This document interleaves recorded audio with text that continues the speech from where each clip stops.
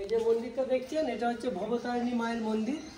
দক্ষিণেশ্বরে যে মা ভবতারিণী, এটা রংটা কালো রূপ, এটা হচ্ছে কৃষ্ণকালী শ্যামা রূপ। ও কি সুন্দর।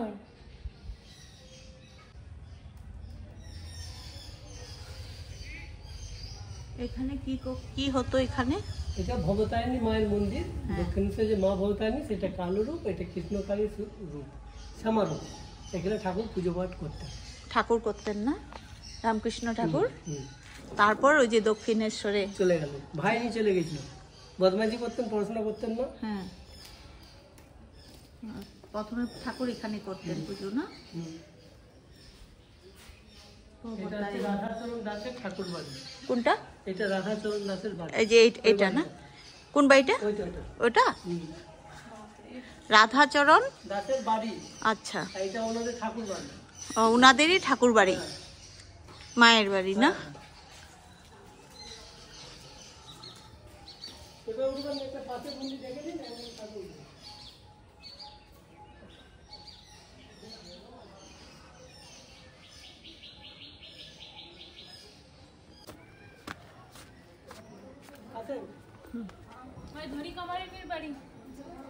এই যে বাচ্চাটা দেখছেন, এই বাচ্চাটা হচ্ছে ঠাকুর রামকৃষ্ণ দেব, যিনি কোলে নিয়ে বসে আছেন। এই যে বাচ্চাটা দেখছেন, এই বাচ্চাটা হচ্ছে ঠাকুর রামকৃষ্ণ দেব, আর যিনি কোলে নিয়ে বসে আছেন উনি হচ্ছেন ধনী কামান্নি। এই ধনী কামান্নি ঠাকুরের জন্মের আগে ওনার এটা মাটির বাড়ি ছিল, এখন এটা পাকার মন্দির হয়ে গেছে। ঠাকুরের যখন মেন মন্দিরের ভিতরে জন্ম হয় না, মেন মন্দিরের ভিতরে একটা ঢেকি চাল ছিল, একটা উনুন চাল ছিল। ঠাকুর জন্ম নিয়ে উনুনের মধ্যে ছাইপাত মেখে পড়েছিলেন। তখন গোটা কামার পুকুরের লোক ছেলে ছেলে করে পাগল হয়ে গেল, ছেলে আর কেউ খুঁজে পায়নি। এই ধনীমা শুনতে পেয়ে এখান থেকে প্রদীপ জেলে উনিও সাধারণ লোকের মতো খুঁজতে পেরেছেন ছেলেটা জন্ম নিয়ে গেল কোথায়। খুঁজতে যেয়ে দেখছেন ঠাকুর উনুনের মধ্যে ছাইপাত মেখে পড়ে আছেন। উনি যে প্রথম পরিষ্কার পরিচ্ছন্ন করে কোলে তুলে যখন ছাইপাতগুলো আঁচল দিয়ে মুছাচ্ছিলেন, ওই ফ্রেমের ছবিটা দেখুন, ঠাকুরের মাথার উপর দিয়ে জ্যোতি বেরোচ্ছে।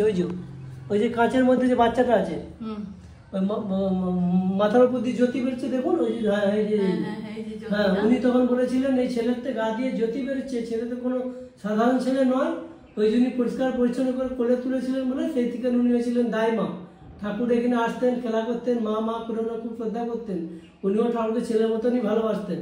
ঠাকুর যখন আস্তে আস্তে বড় হতে লাগলেন, ঠাকুরের দাদা রামকুমার চট্টোপাধ্যায় বলছে গদাই দেখতে দেখতে বড় হয়ে গেল, ওর তো পইতে দিতে হবে, তাহলে একটা ভিক্ষে মা খুঁজতে হবে। ঠাকুরই বলেছিলেন ভিক্ষে মা কাউ খোঁজার দরকার নেই, ওই ধনী মা আছে, ওই আমাকে লালন পালন করে বড় করেছে, আমি ওনার হাতেই ভিক্ষে নেবো।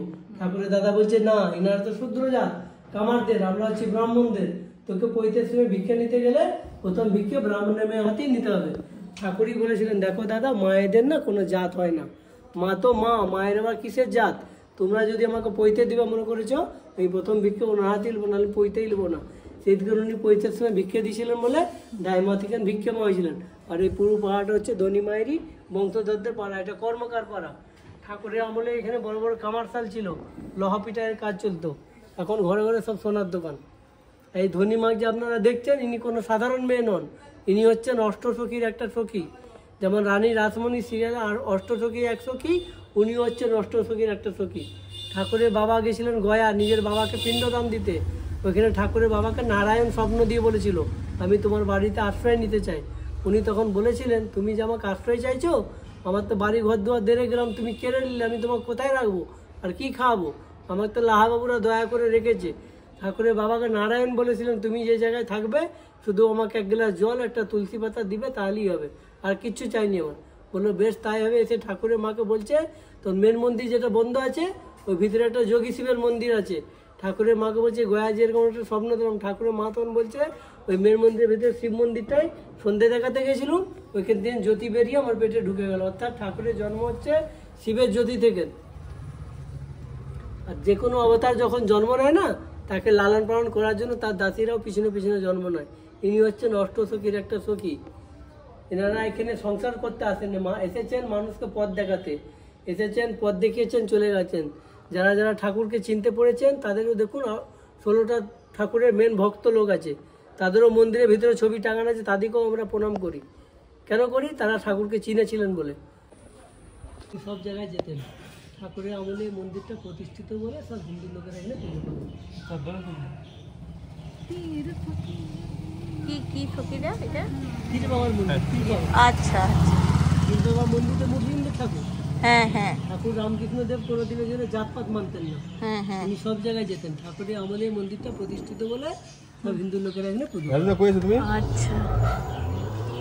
মহাবীর এসো তো একটা যে ওখানে তোমার কে আছে যে আমার মিশনারির ওখানে শ্রীনাথ সেন। যে মানুষ পাঠাচ্ছে তো ফোন করে বলো। এই হচ্ছে শ্রীনাথ সেনের বাড়ি। পুরনো কবিরাজি ডাক্তার, ঠাকুরকে এখানে কয়েকবার ট্রিটমেন্ট করেছিলেন।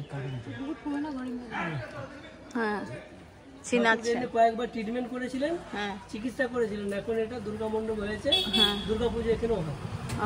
শ্রীনাথ সেন। স্নান টান করে ওই শিব মন্দিরে ধর্ণা দিয়েছিলেন। কামার, এটাই কামার পুকুর না? কামার পুজো। আচ্ছা।